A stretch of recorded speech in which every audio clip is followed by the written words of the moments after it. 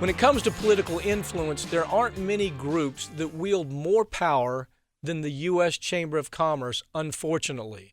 They've stripped consumers of their rights, they've crippled labor unions, they've helped pack our courts with Republican hacks. Their latest attack is on corporate transparency, and I have Michael Burg with me to tell us what's happening and why it's happening.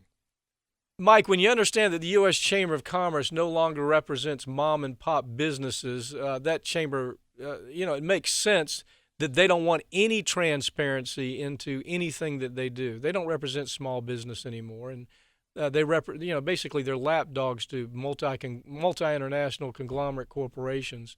What's your take on this transparency rule that they're trying to squash?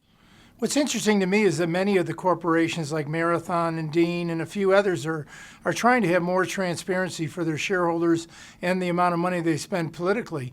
But the chamber is trying to squash that and trying to basically wipe that out. As we all know, Citizens United changed the game in 2010, and the chamber itself has spent over $100 million, mostly on behalf of large corporations, getting them to right-wing Republicans who are not in any way looking out for the interest of the common man. So the chamber has gone way, way, way to the right of big corporations, and they're there next to the Koch brothers, who we know right now have said they're going to spend $300 million in the presidential election coming up. I mean, shouldn't a shareholder be able to at least know? They may agree, they may disagree with the politics. They may say, I don't want to be part of this corporation anymore. They may recognize that it's a bad choice by that corporation. The shareholders have a right to be informed. And so that's what this transparency, that's what this is all about. But, you've got, again, Michael, we did a story one time about how the U.S. Chamber of Commerce has nothing in common with the average person anymore. I mean, again, it's about 20 corporations that fund everything they do.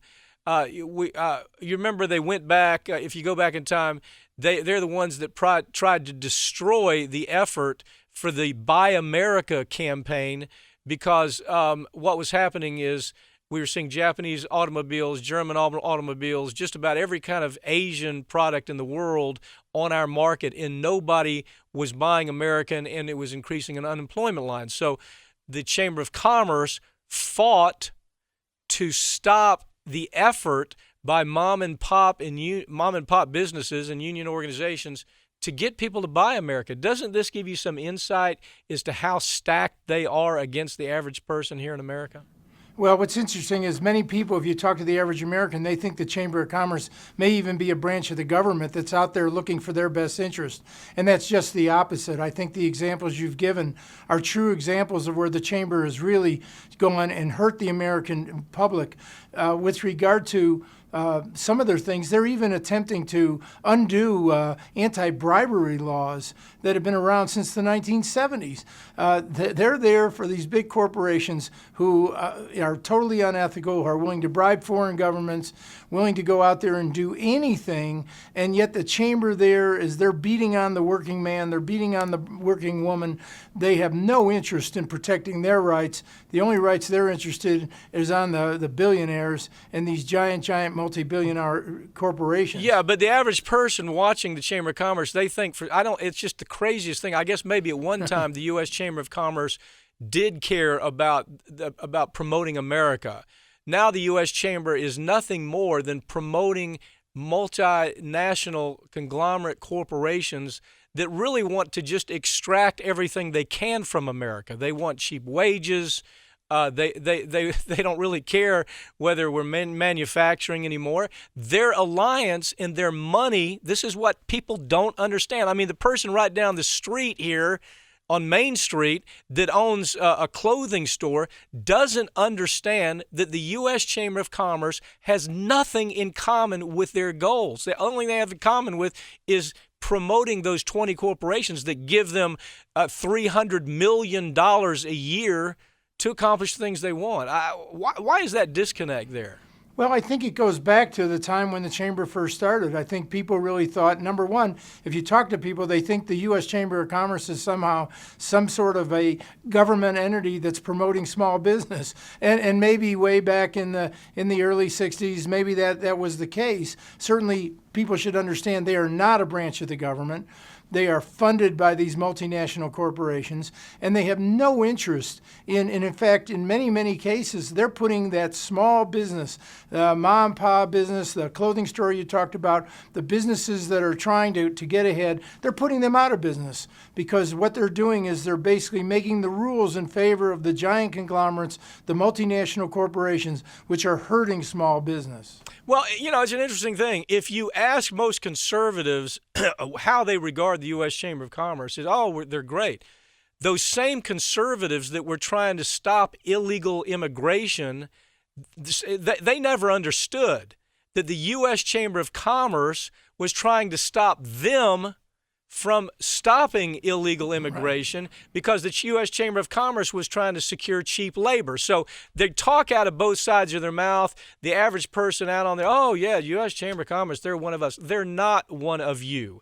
And if you had, for example, if you were in one of the western border states that were concerned about immigration, while you were trying to say, let's do something about it, the U.S. Chamber of Commerce was trying to say, they're trying to quietly stop your voice. That's the kind of thing they do, and it's just amazing to me that corporate media never really tells the story about the U.S. Chamber of Commerce, do they?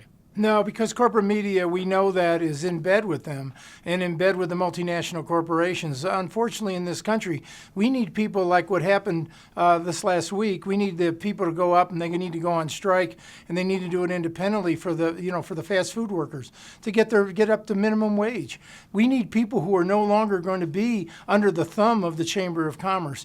The people have to start doing it, and the shareholders of these corporations have to go to the meetings and start demanding disclosure of where the money is going. Is it going to foreign countries? Where is the political donations going? So they can make a decision whether or not they want to be part of that, or they can vocalize and attempt to get grassroots support of people saying, we're not going to be part and we're not going to be shareholders of your corporation because of your business practices and the way you're trying to. Well, it's something like Inhofe. I mean, this idiot Inhofe takes a snowball to Congress, on the floor in Congress. I don't know if you saw that. I was confused whether it was actually his brain or whether it was a snowball.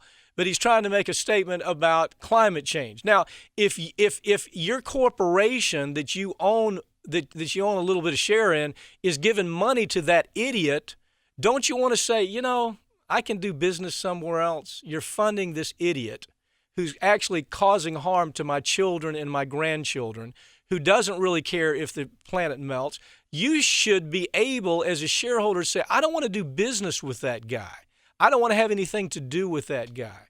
I mean, or whatever the issue may be, whether it's race issues, whether it's gender issues, you want to know where the money is going from that corporation to that politician, and you can tell immediately whether you want to do business with that corporation. You're an owner of that business. When you're a shareholder, you're an owner. I don't care if you have one share or you have 1 million shares. You're an owner, and you have the right to know where that money's going. And the Chamber and others are trying to squash the ability of having complete disclosure to the shareholders and to the American public.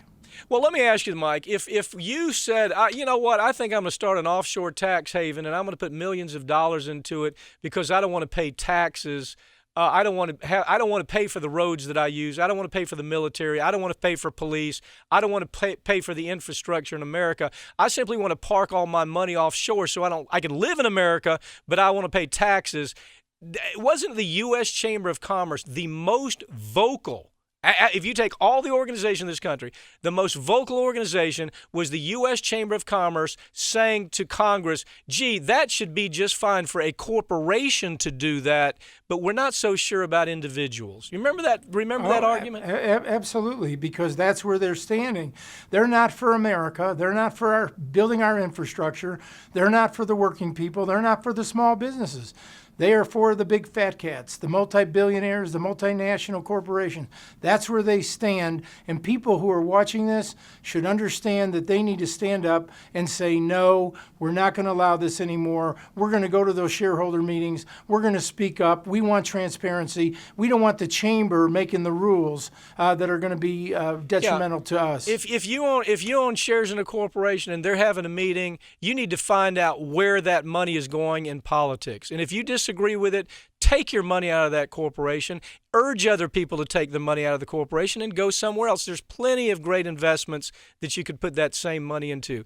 Michael Burg, thank you for joining me. I wish people understood the position of what the U.S. Chamber of Commerce does is almost defenseless. They have no way to defend what they're trying to accomplish right here in the United States. But thanks for joining. We'll talk about this story some more. Thank you.